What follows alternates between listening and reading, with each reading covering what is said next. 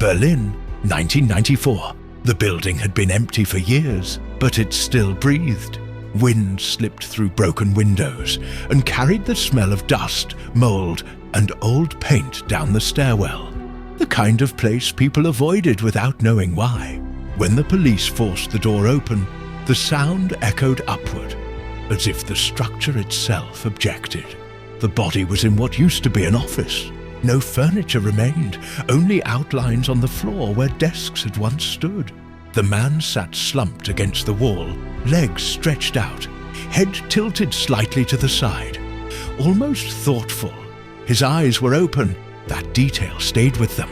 There was no blood pooled, no obvious brutality, just wrongness. His hands rested neatly in his lap, palms up, as though he had been placed that way. A former habit from a past life flickered through one detective's mind. Posed. He pushed the thought away and wrote it down anyway.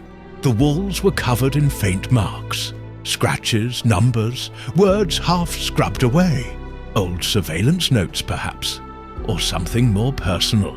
The building had once belonged to the state, back when watching people was a profession, not a crime. After reunification, the files were gone, but the silence remained. A small tape recorder sat on the floor near the man's shoe. No one pressed play at first. When they finally did, the sound that came out was not a confession, not a threat, just breathing. Slow at first, then faster. A voice murmured something indistinct over and over, like a memory trying to surface and failing.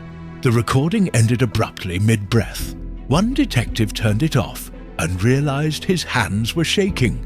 They learned later that the man had worked in the same building 30 years earlier. Different uniform, different authority. He had signed papers, asked questions, watched others break while remaining untouched himself. Until now, as they sealed the room, the detective glanced back once more. The man's open eyes reflected nothing. No fear, no relief, only the unsettling sense that he had been waiting. Not to escape, not to survive, but to be found.